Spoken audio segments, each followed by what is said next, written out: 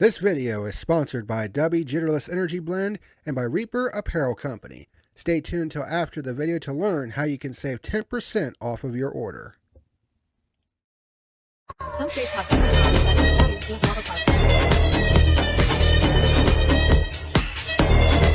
Hey, what's happening, ladies and germs? This is the PackerMan. Welcome to this edition of Burnt Rubber. I got some stuff to talk about today, and there'll be episodes tomorrow and the next day after that too, because we got a whole lot of things to talk about this week. Heading into the Roval coming up this Sunday for the Cup Series and the final round of the round of 12. So, without further ado, let's go ahead and get into things. So, we have had yet another controversy regarding the damaged vehicle policy. And if you're keeping track at home, this is the third time in this playoff run, by the way, that we've had a damaged vehicle policy controversy. We had one at Watkins Glen, then we had one at Kansas, and then the very next race at Talladega, where NASCAR just doesn't even know its own asshole from a hole in the ground, because they can't seem to make up their damn mind about this stupid ass DVP that they have in place. And it's pretty obvious to me that it's just something that they need to get rid of, because this past week at Talladega, the finish and all the stuff about the DVP, it just put a damper on what was a damn good race. And quite frankly, it's about time for this rule to go the way of the dodo bird, because it's pretty clear that NASCAR, they don't know how to enforce it properly. In fact, here's the fucking Jamoke himself, Elton Sawyer, basically talking about all the things that happened at Talladega and why they enforced it the way they did. Here in the garage for the NASCAR Cup Series after Talladega with the Senior Vice President of Competition, Elton Sawyer, for NASCAR. We saw the big one. No doubt we usually do when it comes to Talladega, but can you walk us through NASCAR's decisions there on the big one involving the cars that got towed versus didn't get towed and how that all shook out? Yeah, I think on the heels of last week at Kansas, our goal was never to put good cars out of the race. Last week, as we got looking at that, digesting it, we could tell that maybe we should have made a different call last week. So as we went into Talladega this week, we want to make sure that we erred on the side of the competitors. We didn't anticipate seeing 25 plus cars down there, some of them in the grass, high-sided, weren't sure why they couldn't continue. That's why we made the decision to tow the two to pit road that we did. The 9 and the 14, both of those cars met minimum speed, so we felt like that was the right call at that time. We will take a much deeper dive into this in the off-season. This is year 3 with the Gen 7 car. There's a lot of really good things that's come out of that whole process. DVP has been challenging, and we'll go to work on that in the off-season. Lick my fucking balls. So they said that they didn't want to take out any good cars. Well, if that was the case, then why did you do what you did to Ryan Blaney at Watkins Glen? Why did you do what you did to Josh Berry at Kansas? But since it was Chase Elliott and Chase Briscoe guys that were actually in the playoffs, and of course, one's a feel-good story, the other's the most popular driver, well, it's okay for those guys to stay in. It honestly doesn't matter what kind of explanation that they give. The only thing that NASCAR is good at is being consistently inconsistent, and this was yet another example to throw on the pile. And quite frankly, I'm sick and fucking tired of talking about it. They said they're going to look at it in the off season, but no, they don't need to look at it. They need to get rid of it, because it's pretty clear that this damaged vehicle policy has done jack fuck all, and it's just nothing but a headache. So it's time for this rule to go the way of the dodo bird, period. So getting back into the 2311 and Front Row Motorsports antitrust lawsuit for a minute, there hasn't been anything new as far as any updates as far as the lawsuit is concerned. NASCAR, I think, has 60 days to respond. So we're probably not going to see or hear anything regarding this lawsuit until December at the very latest. Probably not until after the season's done and over with. So there's that to consider. But there's a couple of topics that I kind of glazed over in the very first episode of Burnt Rubber. But I kind of want to go through them now because I look back through this and it just pissed me the fuck off. Particularly with Larry McReynolds and Ryan McGee being a couple of fucking bootlicking dumb fucks.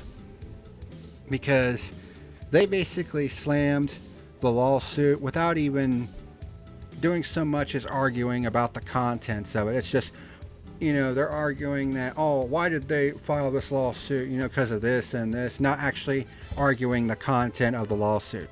So here was what Larry McReynolds had to say about it on SiriusXM radio. We've got an organization that's been here for not even 4 years that all of a sudden is saying we got to change the way NASCAR is run. I'm all about change. Change is what makes you better.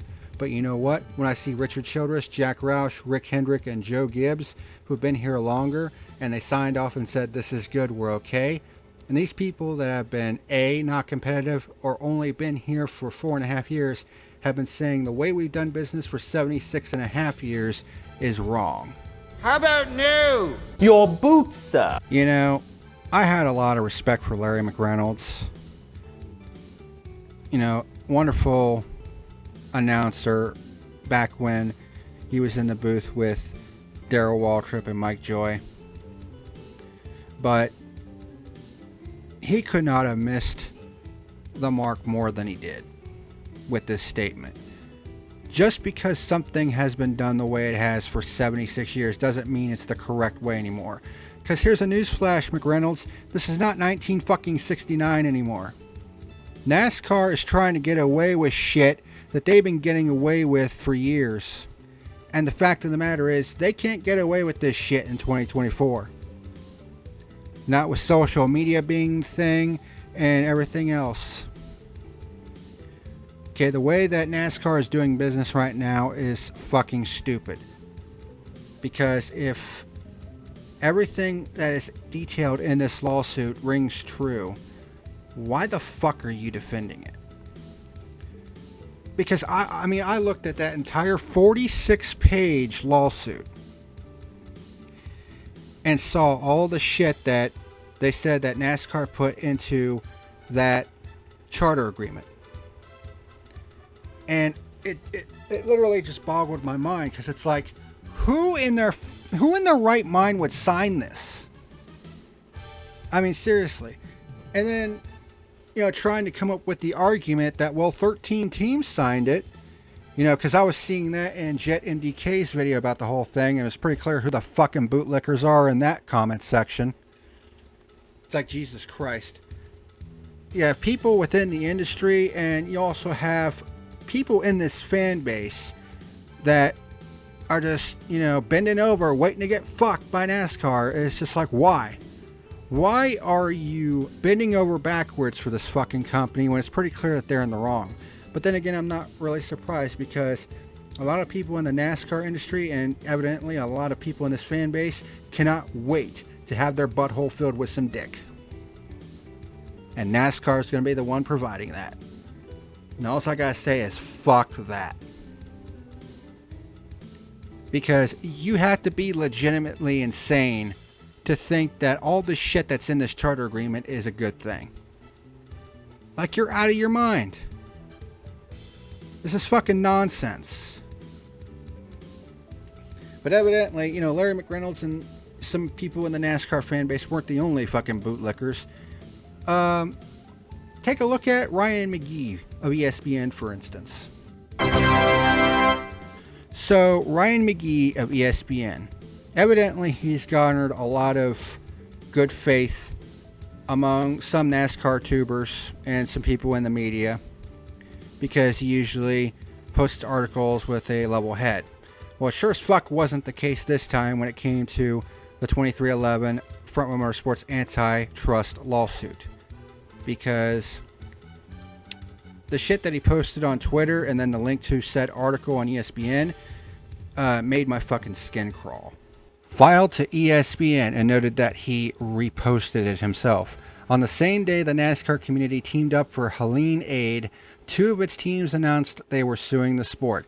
Debate the antitrust lawsuit all you want, but there's no debate about the callousness of the timing. Wait a damn week. Your boots, sir. While so many in the NASCAR community were pushing their way through a week of sleepless nights wondering what more can we do, others from within that same industry decided this was the perfect time to announce that they were suing the sanctioning body. It was selfish, classless, and thoughtless. Guess what? I don't give a fuck. And once again, we have another dumb fuck within the media that are just twisting this for their own ends.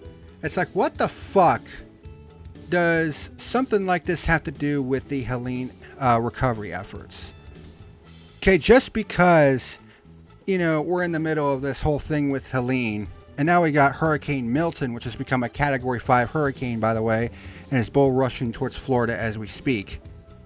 You know, the problem is life goes on. And if you look at that charter agreement, it said that anybody that signed it could not sue NASCAR over antitrust disagreements. So 2311 and Front Row Motorsports had to act now. Okay, because, I mean, and by the way, he also kind of failed to mention that, you know, 2311 and Front Row were, you know, part of donating, you know, money to the relief efforts. I think 2311 donated like $1 million. I think the team donated $500,000 and the Michael Jordan donated $500,000. But this is just yet another case of, you know, people within the media just getting down on their knees and sucking NASCAR's ball sack. You know, get them brownie points because, you know, get them so that way they can get the media passes and, you know, all that shit. But at this point, until this lawsuit is settled, I wouldn't trust a goddamn word anybody in the NASCAR media or even in just regular sports media says about this whole situation. Because it's pretty clear they're nothing but a bunch of fucking brown nosers and bootlickers. And I wouldn't trust a goddamn one of them. So fuck Larry McReynolds, fuck Ryan McGee, and fuck anybody within NASCAR media right now, because it's pretty clear that they're just pushing an agenda, and it's nothing but a bunch of fucking bullshit. Anyway, that's all I wanted to talk about on this episode of Burnt Rubber. Next episode, I'm going to go a little more in depth with the Helene efforts and kind of highlight a particular NASCAR driver, a former NASCAR driver that's been doing a lot of the relief efforts himself. And he's a fucking Chad for doing so. And I mean that in a good way. So, thank you very much for watching this edition of Burnt Rubber. And until next time, this is the PackerMan signing out. See you later.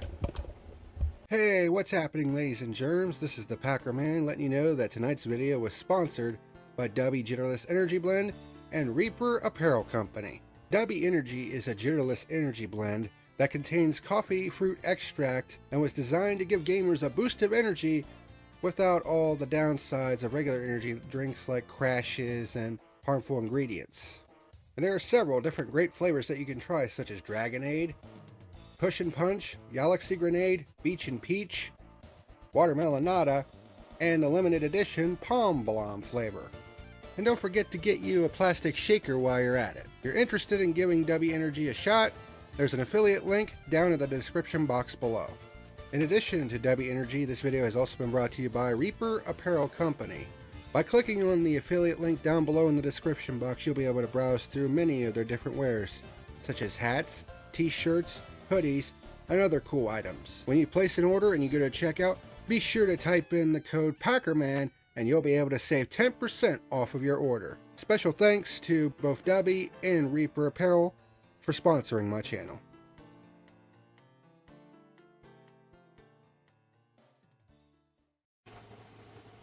Hey everyone, this is the PackerMan and thank you for watching tonight's video. Be sure to hit that like and subscribe button for more great content. See you again next time.